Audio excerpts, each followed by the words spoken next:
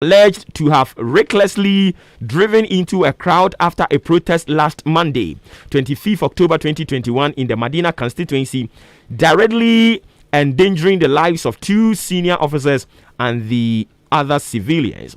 The 2 officers have officially reported the incident into the police administration for investigations and possible disciplinary action. The Parliamentary Protection Unit has been tasked to assign a new guard to the MP. Signed, Obuoba Ofori, Assistant Commissioner of Police, Director General Dema Public Affairs. So this is a running story. Egusua ekoso yankwa homane so now na yene kasama for Eddie Emma. Okay. Before we do that, my name Frank J Money. Encourage drink come and send ya back on so. Frank, ultimate good morning. Good morning. Apo mboko die. Nyamia do mo na nko e. Nyamia do men so me ho ye pa kwan so juju enkomo ye pebi atie. Yo, me nyame da say. Last Friday ye ka say and ye be cancer about signboard that is fan ho emra ben na e wo ho na MPP no aya na driver for air drive am problem ba ko Johnson so ne say Odu Johnson so na o hwe opeso hwe benkunu ni fa se ka bia maya ubehu na obi a wawu bana ebo ho kakra ubehu na signboard it is obebri asole de wom ni oton ade wom eyi de wom ni nyina na Titi Johnson so na no so ya na that na etimi cause accident na ye nhwehwemu no ye hu say road traffic regulations that's 2012 no LI 2180 no e kasa about outdoor advertising sign in the emrebe ma me kwan a me bekan ni emra ne kana matrichiri mu regulation 188 sub regulation 1 is say an outdoor advertising sign placed on a road or related facility shall be placed in a manner that does not interfere or obscure a traffic sign, device, or signal to render the use of the road or facility unsafe to a motorist or a pedestrian. Sub-regulation 2. The placement of outdoor advertising signs shall be in consultation with road authority and the relevant body and in conformity with standards and regulation prescribed by the Ghana Standard Authority. In the Bravo, I can say, and son, I would signboard be basic for hono, and I ban a be better for hono. I also say, baby, I'm a day bono, driver phobia or Johnson, this one. So, none of us have been good for now, I am not questioning, but I say, Ocean Regulation 2 now, ya 30 bodies beer, I'm a regulatory signboard, or nothing. So, person the signboard, see one. Yes, the permit, oh baby. What permit now? But yes, it can be. Now, Kauchi says, you can. Your own duty say, I'm going to say, baby, I'll do in Kakusino. Yes, another and ya. Now, I am ready because say, Ubia, Obetia, I am ready, not in the signboard, baby, and so this baby, I ever blockade the view of drivers. No, sub-regulation 3 say. A person who contravenes sub-regulation 1 and 2 of this regulation commits an offense and is liable on summary conviction to a fine not less than 25 penalty units and not more than 50 penalty units, or to a term of imprisonment of not more than 3 months or to both. In this, what the predicate signboard view of a biake. Now, I'm remuning a share near who they bet me a coso accidental. You bet me the what to fear say, was me and son. And I say, 300 cities, and I say, between 300 cities and 600 cities. Now, I found someone with the fiat. In the Naye Butase, and Libya, the rule said, Driver, we Munia, no. What Munina, also, person or deal signboard, also who time Rawi. Now, so the permit and swap. What dinner, I'm sure signboard, so no, some would do it. And I said, signboard now, they could see Kwana Hono. And could see baby and could block you, be a na. Samra we are soon at the gym. And so today IGP our banner was say obey living no soon on 10. And Ubu say be able to comfort time board the free Johnson Nibiso. The would the time with the secret on us their own register and so and I said to me be anywhere so this you are about one in an API the no back court in the Sautia in kind from an opera to move not men for ya DBI a bema a cat and a prison call about so an opera and I made him an obesity. Okay. All right, Frank, yeah, that's CB Anything, Frankie J Money, and I train in common 2 minutes after 8, live on a Henkai 93.3 FM. Yanko, Nianko commercials, Yabasan Basisia. Hey, Sansa go be. Hey, Sansa. Mommy for me mattress and come down, mommy. Woni how? Na e dia mattress ni ye. Oh, Samsung pa na mattress bia keke na akoto. Oh, we dia brand. Why na ye? Hwe, se nye ash foam. Na chese want mattress o. E distress pa na wato no. Aha nko a. Mattress e be ma wa chia ye ya. De bia na odimika kon hospital. Nurse for no kra hu no wa start dwane. Anazo be to use mattress tray bia. E be ma asusu dai bone. Anajo sori na keke tisa wo kra mai risky. Tie e ash foam mattress ni nimpa so no mape. Ne ma hunam dua no hojojo no. Etene wapom. Ne ma oda na ho. Na ma nipadua na sisi ne ho so. Afeno meni ewie. Begiem papa hudu bebre mattresses, pillows, bed linens, duvets, and in your mouth fight this is demo. Ewa ash foam. Freyen was 055-299-7330 and now 0245-011-255. Shisha ash foam depot. Ewo oda kede stredro akroso ana atiasi. Na beto ash foam products ko siesie with them. Wasasu and now we dry bia. Edium su carpenter for the upholsters. Mube to nya carpentry products na ewo your shops. Ube hu ash foam or down showroom ewo Ntiamwa Junction. Ash foam, feel it, know it. Okay, so still live on Ahinkana 2.3 FM. Kaina Shan is Usage Media Gusa Wuti no. Eye Maakye. Baby aye dru no yemfa wo dachi nti entwemu ho. Na fi wi a yensamra back to aye police service. Womu releases a omde aba no ho. Na yenkonko di enkomo bebre na fanfa ho sai kai na esen nsonso foma me se standard authority Ghana standard authority empanimfo e de krata aba bonten se NAPCO beneficiaries a omo enu omo ye adwuma e wo omo ho no omo ma omo mandatory 2 weeks leave anope yebebo mu enkomo ebinim say is it a general NAPCO and ye ma omo sa mandatory 2 weeks leave no ana say omo ye adwuma ewo standard authority enkwa enediaba because some people are reporting the issue say government and are directing NAPCO trainees and I say beneficiaries, you know. And I know we will delve deeper into that particular one. Na fe ye dimu enkomo ediamount. Afe ma men come for ahinkan yen website and also so enfamount www.ahinkanfmonline.com. Stories ne and sama wo do a ACC nyina no okoho no mo a ade se ubetumi enya bi akenkan ewo ho www.ahinkanfmonline.com. And as I am speaking with you right now, no mean so me call no more. Na fi yakwa stories ewo ho na yakenkan bi later on the show at the amount. But baby I do see ya no say the medical catch no wodachi enti Ahinkan FM online rather. Okay, enti www.ahinkanfmonline.com. Okay, online.com no enye rese beba. Thank you. All right, inti ebie stories no dos ho ye be kind of come area ma. But before we do that, I mean fa with that inti no emfa emau ene ano pay Wodachinti. Okay.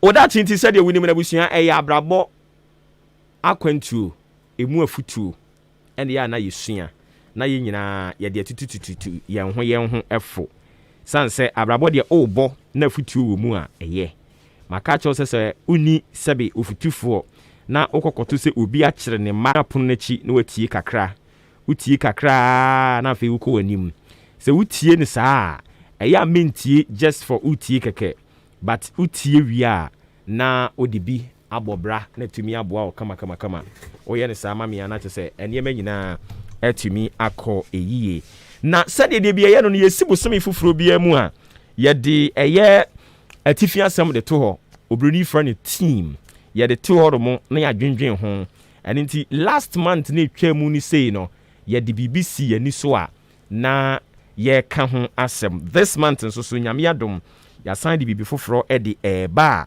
eno nso so ye ba be di mu enkomo e de amount enti before this month de no kra no me introduce kakra de amount no me pese ye besan akoye chi ni akohe last month de no na eno nso so yesua bibi kakra bi afim na fe ye de ba be see this month no e de no eso nti last month na ye say I shall bear fruit the month of October no ya ka kire ye ho sese de tie bia we will bear fruit ye pe ye bear fruit last month October no na ye ka kire ho se de tie bia we will bear fruit.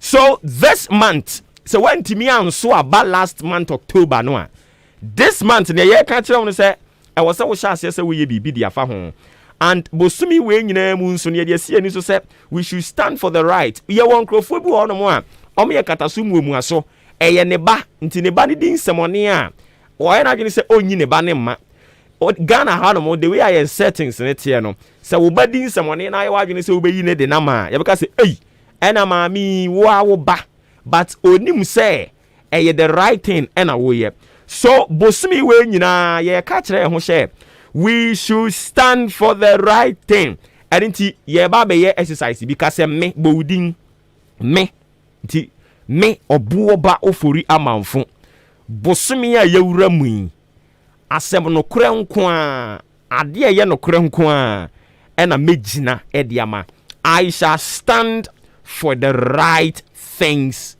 only. It is stand for the right things. Stand for the right things in this month.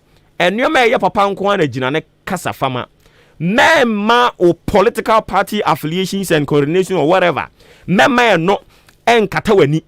Na de ne ye papa krampo no a because you see say or political interest in tino you will just keep quiet over it. There be the month of November no God will only bless people who will stand for the right things to be done.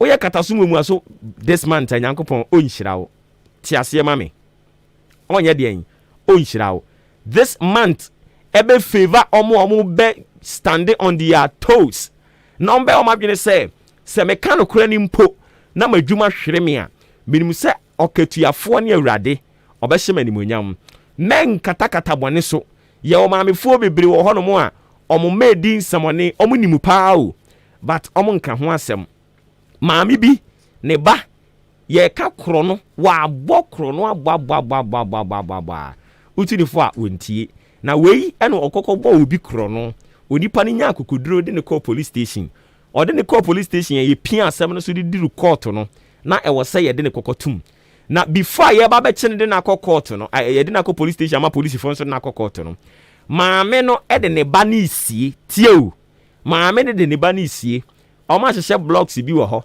en wa ma akwala na akwa hye blocks nim ena ono oba abere wa no wa pagya blocks ni bi di ata akwala ne 70 no so o mu duru ho no mo a o meka say ye blocks nko an ya pack egu ho hwew maame o so di mu pefe say oba no suban a ekura no ne nye suban papa and you knew from the very beginning say akwada yi suban a ode sas ye isama nyamani antia no na mi jai no se ono no nya nia wo pa da chie de anim guase beba eni ntina kwafu ngoma etidu enyimu baako no o se wo awo bone a wote wo ba bi nkan ba bia wonim wote nkan de wo awasem a eno de me nkan wa ha no mo so ati ase wo ba bone a wote wo ba bi nkan na ba bone no wo be wo a wonso so ka ho bi hwe se akoda 2 years and then I was discussing this issue with some people.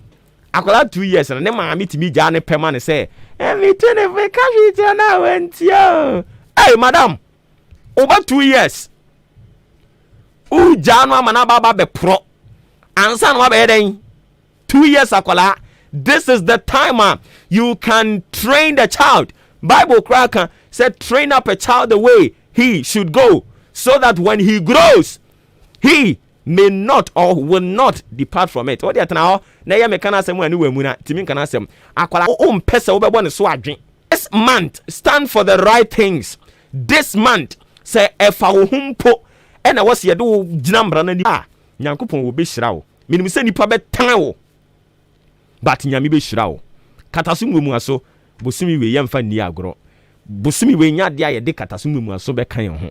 Se ye ti ase se me ne ye no kronko a ena me ba beka ewrade be ye oboafo men kan ntem so nipa bi ene hono mu a o kan kro basase so hwe ubo wo ho so obetumi aye ho na ka kire wo it is stand for the right things to be done in the month of November stand for the right things to be done. Stand for the right things to be done in the month of November, and God will bless you. Erade nka ye ho oba ne din semani atia no oba ne oye de da atia de o ha beba atia no men kan wanu ntum men yo akwala ntese anoma kana afo obesu ade da wasu anya no men nya akwala ne se de wo de ne be ko wo be export no e de na ko Dubai anazo de ne ko US akwakoje foreign earnings e de aba tia akwala no tia no training no ye nyan akwada ye tete no Ghana yen wos nyina hyase efrifie awofo ne bebre mpeso mo betia mo ma ena media me kana sema na ni bu afunti wagya no ena kola na tetia ye tan no akola ketekete wo muhwe bo shi akola 5 years 6 years wo muhwe ne ma me ka ho bi ne papa ka ho bi okoka wo se ye ka ono akola na sema na ni bu afu enti ye nka madam na 6 years 7 years 8 years 10 years kwa na wo se wo kana sema na ni bu afu enti wo nka na sem enti oduru 18 na obetimi aka na sem oduru 8 ya odi agro no so betimi ya pause tro no sabra no betimi aka na sem afi na wugusu adua no enyi ba nti sabra na betimi atenetene no dua no eko awie a oye no hwe enye. Stand for the right things to be done in the month of November, and God will show. Wa kwantu mu afutu ene na no pe yasan edi bia ka ho eni nti bosimi we nyina ye ye adwene ho ne say stand for the right things to be done. Ejubeka say I shall stand for the right things to be done. Mejina edi aman yema papa se eno ena yenye yema papa nko a se efa me humpo na se ewo se meka ye ne sa awurade bedom aboa yen adom wura ebesoso ebehwe yen so a ongu yen animu aside biara da eba tofa wadwen kire ne fabra eye 0594 8410 anase ye bekwa homa no so krampo ne road safety campaign na akwakotwetwe nkomo no na migusu a meeting nkomo about eye Ghana Police Service almost 2 releases are the about mountain. It has a connection with a member of parliament or Madina say about told ya last week in the moon komo demonstration because so Madina and Enuechino Bruhaha Bibri Esan Ebaye Yankwa Mano Sonia ni ACP Kwesi Ofori or no ena okasadema posi edmekuno the end of drink komo ACP Otimenka all correct sir. Wadaro ma umpombo ko de. Okay. Ebia na nene day di kan nia ekoso Madina no on shedam follow ye. Sa nipa no o bo ne tofa. Ye kan se na na wotwe na honorable MP for Medina ene enkrofu bi ye odisre for Medina mpotemo. Na bra wona ye no. Edu baby no na one day lorry ties and the petrol she jaw car one. In the Koba, only Medina and put them on a very busy area. Now, Obi and Nobiaba. The Potocasamuni impeding free flow of traffic. Emma, the Biagin, Sabo Mantemo, and a push for your again said, when it be Medina MP. Near air coso, a far offense now one committee. Now, public order law no so no, Emma who quite a while by demonstration be out to the map police. It is honorable member of parliament in a map police on a trabai. And he uncle Yeno, as a police would be some answer, Mona or Chifa police for no so trying to come.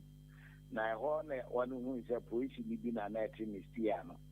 Utuka nanka oye bra 2 officers ne amanfo bi enamo on baby enti a police form you no ye complaint etia police ni na o drive car no was up and born no so no owo ye complaint ya no na police for enamo no so nti sa officer no so have been interdicted fap demonstration but car no tu yanko ye kunim panim for na yi. I know why interdiction on now. MP no actually MP ne koye no. A police for to safren wo ni die mu bebre so mra me na no wama. Omo ye ya wama. Na eno na sia dia so ye kase ne so twere koma honorable speaker of parliament. Say samra sheni ye hia na e wo police station. Eno so koye no. Be si na wama.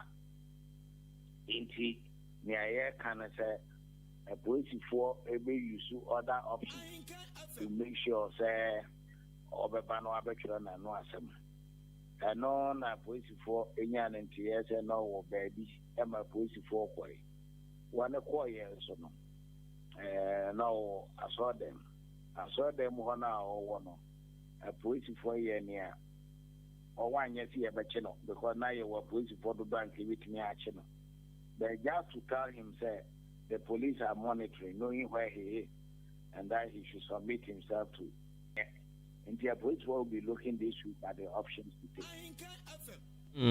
Enti wadaroma before na mo sende mo men na mo akwakoye whether intelligence na no committee no na when your official communication be free parliament. Oh yeah, you say on to me and releasing but the police will be looking at interpretation of that clause or reference, even if it takes to the Supreme Court, you might do what is, appropriate. And I would want to believe, says a parliamentary committee, so unfortunately, we've lost him on the line. Yeah, say a person raising it back, not every but all in all, no. I think say the most important thing, no, or the need their two their mind. So, Medina MP, Honorable Francis Xavier Zosu, ono ankasa and ochro de come police for so omo pese omo ye demonstration and demonstration nature no mo kire say as a omo call overboard. Na e was say a police for so ebem. Na police for di kan bam. Omo aye omo yusu kwan bia was omo yusu still or say onko. Almost two and so and should I arrest, but it could be in the form of invitation. Be bra na yento to ano na boa yen for a investigation. So nina lawyer and yadia oko. And last week our parliament and so on also refer ye. Sa case we okan our parliament ho Emma Speaker Alban Smana Kingsford Bagman. So I refer this issue at the parliamentary disciplinary committee woman so ebo chida ni aka bia no so ye wogidie se this week ya yesimu no bibia betumi akwawie ye nsasa kan ACP ewa homa ne so nti ACP wadaroma de beche yen ya homa ne tito mu kakra na ye bisa se parliamentary committee ya ye this issue akwakoma omo no to nsa frem amobeko.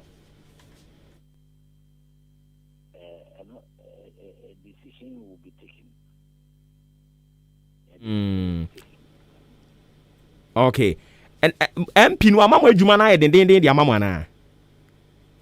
Oh, what can you simple. Can you things that will be or some police station. So the need police. The constitution and Qatar and Ghanaian to respect the police and cooperate with the police and cooperate with the security services of this country. And they are very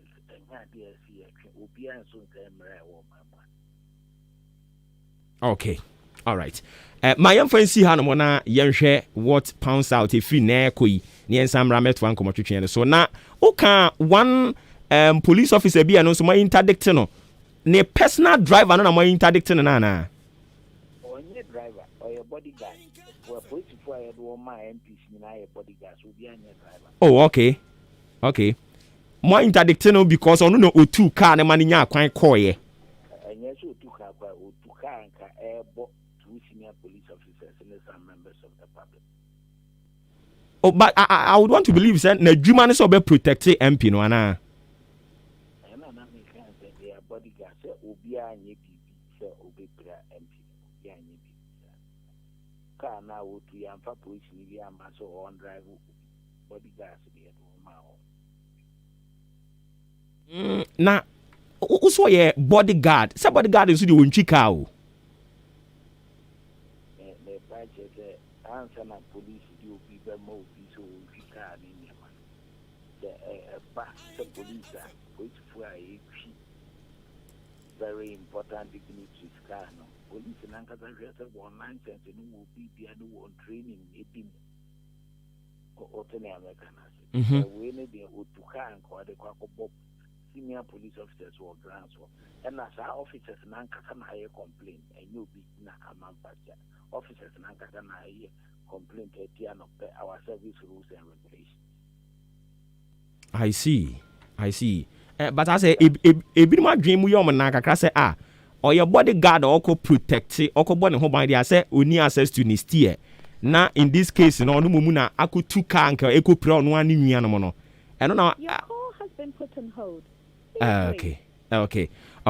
My yemfa NC ha no na fi yenhwe se yebetoa so akire. Abusua ya ne kasamafo de ma Ghana posi adwumaku wo Ghana ha. Eye ade a ya interdict no. Almost ye further investigations. But twetwe aso kakra se onye driver na oye bodyguard a utumi portion a kasa efa MP4 say ye be kire MP anase ye nkire MP no eno so a making it clear o say MP no enam kwan so na oko perform an assignment a ebe near to the benefit of mine no a was say yehwe ni and because of this issue no so yehwe se ne emranimu fo nso behwetwe nkomo na yaje wo nso so adwen kire kakra there are provisions for that because assuming say yachire MP na I was say MP so ekoko represent the interest of the people na fe MP or here I say police station e ba sa e ha adwen anything na police constitution omo draft here no e dey sa privileges na dem MPs no e bi dem so raise concern say because of that portion of the constitution inti some members of parliament e Ghana ha omo hide behind samra no ena bibrinu a eye sebe eniamo ho nsem na se etesa se ntesa no emra no eye yen yankasa yempanimfo ena omo ahyehye enti se ye feel se bebia ye duro no e wo se ye yen sakyeremu kakra de fa ho a e wo se ye raise concerns na ye hwe se if a amendment possible amendment na wo se ye anase ye be striking it out ni nyina lies in the bosom of we the citizenry and inti ye hwe se ye bedi mu enkomo. And in this issue, no, yamane nso ha, enya dia yamana so ha. Yebeko so edi mu nkomo, edi akwa echiri kakra na yetimi ate ye ho ase. Obi a member of parliament a yetimi che no. Ana yetimi enche no. Ye ya we say president di ono no, enya dia a oche no a eyeye. Je say we asom awie for a number of years bi na nyoma ene ye kenka ho. If we think say yabre afedi was here yensa china I think say it will be fair enough say yenyina we will come to the round table na yen discuss about this issue holistically. All right, so 27 minutes after 8 live on Ahenkan 93.3 FM. I was talking about www.ahenkanfmonline.com says woko no mo a ye de eye niema bibre na de agu ho no. So some of stories bi a me hu ho no no I see Ahenkan yen cooking competition ne say aye dominant e wo ho no mo nti onso ko na ko hwe de ekoso ho ma yene bediako ohene ben or executive member edema napco yene ne kwatwetwe nkomo napco nso so medical ka kire wo say ya te say say minimum proceed on mandatory 2 weeks leave aye bibia wo ho ye bisa say is it a national napco and I say a certain branch be and this memo talks about them bediako ti yan kan opai mamu ache dia ba Henkan FM so ya me nua ba ma mejo so umpo mbako de na me adoma ho den wo okay mami ndi kan misa napco no ankasa no mo time aso time no dey aso aye fia dey twemu ya 3 years na after the mo con Friday ni ko ni nyina mo hwe ni mu se bibia betimi asi bank ye be show ma before mo time on so ye no se ye be fam adwuma mu anka mo behunu ho popoye o ana mom enso no mo kusu because ye started process bi na odo certificate ebeko ni ya hwem ni ya verify say o correct ni ya hwe say bia adwuma na ye ka se ko no na wo adwuma na line manager and or say almost stamping out the banner says adwuma no na wo ko na wanya that documentation ne dey na chese wo kwa adwuma automatically no the way engineer yes that process na chese na wo kwa adwuma the ba say ye be permanent na ono unya dia ye be file there dia kwa ye adwuma permanent so process ne dey na asha sia ne sa asisia no omo abeji obi a certificate copy and ya fill form bi line managers and laws no omo de copy if you no na yes any if you ever to if you are open to ya de work for her se kwa ye juma na be bia wo na na wo se utna na wo ye juma ya wa twe mu ayese ya man ye gusu. But till now no mumu being receive any formal message and let it be a mamo GDA say oh baby am we possible see e be famo. Normally no they get information every NAPTAG NAPCO Trainees Association of Ghana normally your information every ebesin no NAPTAG possibility to come na processing go so courses you know pertaining to leave in there who penny na dey jumedi o no pese o ya no akoye dey jumedi ani hon so na obetire no what you. Oh okay all right enti for now the said the more can more time aso ti mo hwe ani mu se bibia besi enti mo say say Ghana Standard Authority at the mandatory 2 weeks leave at the ama wo mo nkrofo a wo mo afa wo mo adwuma mu ho no mo te ye mo che mo me who that mandatory 2 weeks leave in there ade ba me trima ne say on say na put trainee bia entitled to 2 weeks leave, that is 18 working days. And I know yes, sign your form no contract no sana na also. The NAPCO trainee dia entitled to 18 working days leave. Meaning who 2 weeks no be ana area within this year. Omunya time and co leave and I am mom leave in Tina. Your mom was 2 weeks leave no. You know, yes, maybe so muku so ne aban 18 kita hon send your bear. Mobayana omo permanent. You know that release in there na put trainee dia we no. I don't think say affect no one institution or yejuma wo.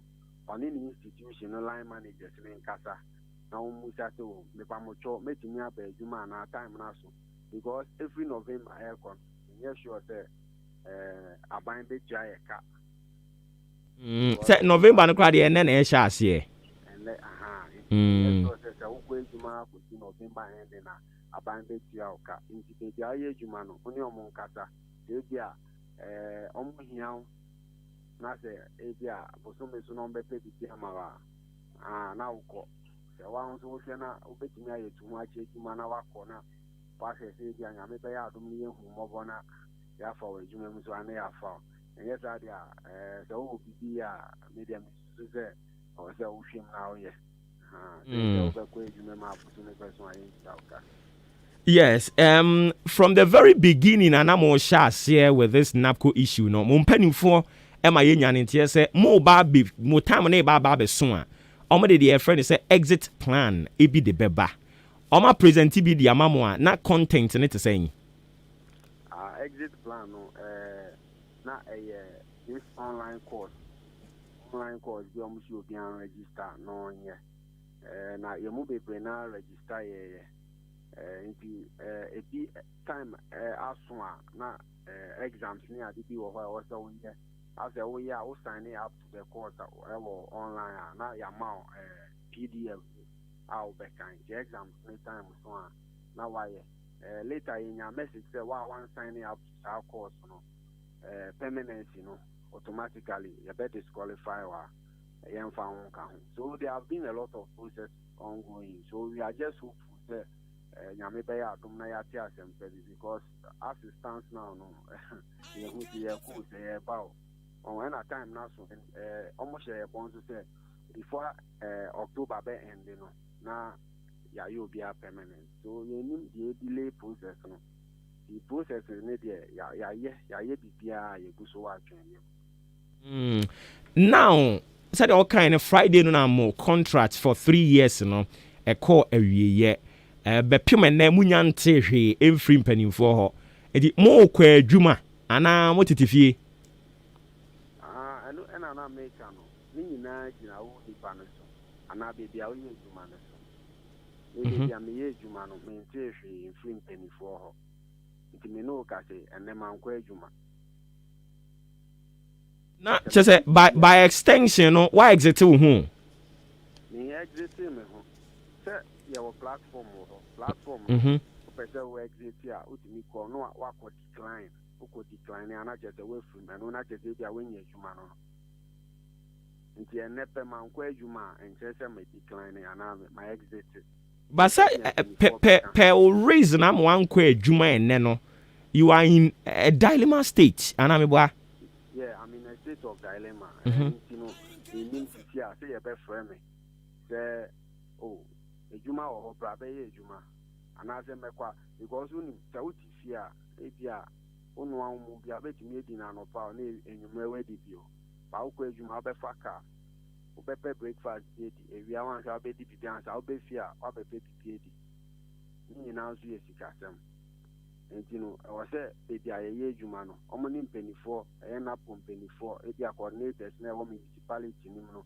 anaa district nim no atwitwe nkɔmmɔ sɛ ebi a mpanifoɔ se dɛn yɛnyɛ ɔmo dɛn ɔsɛ bɛyɛ yɛn nso sɛ wobɛkɔ adwuma abosome na yɛmpɛ biribiara nhyɛ envelope mu ma anaasɛ wonya alert biara wɔ phone so ɛno deɛ ɛyɛ a ɛbɛyɛ yɛ akaka ne sɛ ebi a wopɛ sɛ woyɛ no etu ho akyɛ ɛde twɛn and I think that no so yɛyɛ anka ɛnyɛ bad sɛ nka yɛbɛkɔ adwuma ne yɛbɛboa aban no bɛyɛ bosome bi ebi a to the end of November nso no yɛahwɛ ɛno deɛ biribi amma deɛ ne ɛhu sɛ no adeɛ no deɛ ɛyɛ agye egu yɛgu so wɔ atwɛnyɛ ma yɛbɔ mpaeɛ na yɛgye di nso sɛ aban no disappointing because na po yɛ ade a aban wɔ di agye din paa ɛde agye yɛka ne ho safo nan yɛhwɛ because aban wɔ disappointing na po ana kyerɛ sɛ o disappointed Ghanaians bebree enti sisi adeɛ mo contract no ewu nti mmere mu kura no muntumi emfa mo nkɔ baabi a ɛna mu hu sɛ mu ko mu bow so what is the future for obi a ɔyɛ NAPCO trainee a ne tiri yie onya akwanya ne bi ade ba ko so ɛsan wɔ hɔ ne sɛ hu sɛ sisi ano 2 months stipends no ɛmmaayɛ that September and October the stipends ne mmaayɛ nti no I feel say bi a stipends no ɔmo ntua because ebi a extension bɛba ana permanent ne bɛba na ɔmo de migrate fully akɔ yɛka ne sɛn controller list so nti no yɛkuso wɔ atwɛn yɛ mintumi nka bebree because NAPTAG ɛmma yɛ information biara sɛ ebi a ma obi ankɔ adwuma anaasɛ ebi a ɛnyɛ yie anaasɛ ɛbɛyɛ yie nti yɛkuso wɔ atwɛn yɛ mu ano no me nua bɛma na mo bɛtena fie na awɔ atwɛn yɛ mu ana mo bɛwɔ adwuma no mu ne nanam hɔ a ahwɛ sɛ agya mo yɛ mo anim mo bɔ ne nam adwuma no mu a mo ho bɛyɛ mo bɔ ana emu deɛ hin na mo chi so aban deɛ nyɛ wɔ anim a bɛyɛ no mo ɔbɛyɛ a ɔbɛyɛ ɔnyɛ mfa ɔnyɛ mfaeɛ na ɔsi yɛ bɔ sɛ aban sikasɛm bɛyɛ yie ɔso hwɛ a wɔn nyinaa no ɛyɛ sikasɛm ɛna I feel sɛ namba no nso a na nka president esusu sɛ bi after the 3 years so bɛte no I feel say still number ne was so kakra and nti na ama na yɛ den no because institution I mean me adwuma we were about 8 and I think 2 penna every mu aka 6 I share a huge baba I felt say bi anka within the 3 years na ke bi aka 1 and 2 and I feel say nke be easier nka omo be ye na nka omo migrate into permanency. Yeah, I think there are a lot of factors things are there when we was here consider. Nia o ke kan nei na obi kura che say na sasa de we dey aye long overdue. I was saying a part of the exit package is a plan or whatever. Na enei na ye dwendwen sa de we hu a enye long overdue. Any almost say and the release in it there train release official release ebeka so ebia NAPCO phone nyinaa ɛwɔ Ghana nyinaa ma mo nkɔ adwuma anaasɛ mo nkɔ adwuma mo starting from November nso nka ho yɛbɛtua mo ka files a yɛ process mo documents abɛyɛ mo permanent so then ne deɛ ayɛ nsɛm pii because your platform to say and the minko ejuma. Obetwa and the minko ejuma, opinion answer on farm man. The on course on sign and more education sector, you know. There are people like mom classes. Even in Northern say, a dear free alcohol, a crappy war, how much school. These NAPCO guys are those taking care of the school. I'm no more old school or more Colana. I ended and then of them being as a almost in the Omobea, classroom the better and fine, and Colani soon yet change, my dear. So I think the government needs to consider a lot of things, Nanka, or yan intend them. And yes, a child, Nejo, and yes, answer a better. Okay, yɛhwɛ deɛ ɛbɛsie and more 3 years ne de aso ɛfiri na ɛkɔ yi a yɛhwɛ deɛ ɛbɛsi nti yɛmfa nkonkɔn ha na Nyankopɔn yɛ adom a yɛnsa mmra mo nkyɛn wabra a whether official letter bi bɛbɔ sɛ deɛn na bɛbɔ na yɛni no nso mu nkɔmmɔ. Alright, nti yɛne bedi ako ɔhene bɛn ɔyɛ executive member NAPCO Brim Central Municipal Assembly. So, with regards to Madina MP, say a betcha member of parliament, and I ain't channel. But in this case, any ACP kasa ye, or say investigation CB almost Ediafa Madina and Sensema sorry and when you look at your constitution,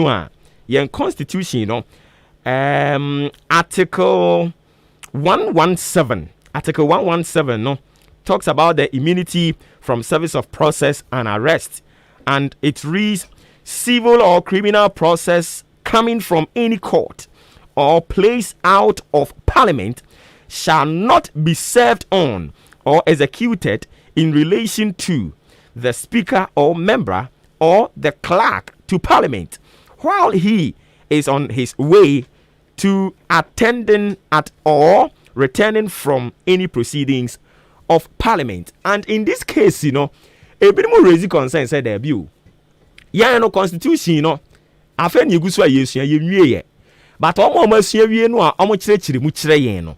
Echere say, Sabrofo making kind of tin nyina kokowie say member of parliament bi enam kwan so kwa ye parliamentary assignment or ye adwuma de ama parliament a untumi emfa rate en samankrata untumi enkonko kyere no arrest say obabe your dancing immunity from witness sermons there be and also or chese untumi nye and wechi omo immunity from service as empano judges bi ne yase de won so ka ho bi bra na fa onim de beta kyere osenya de a ubetumi aye bribi esa na nia oka kosie nyina ne se ye bo ne tofa de aba yen akasa ye mboro foketua bi a yenimu no ene ye ntwi ya yetimi kyerem hu ne ye de ba mu a ne ekwa kowie ne se obi ye member of parliament na okoye adwuma de ama oman no a ye nche no but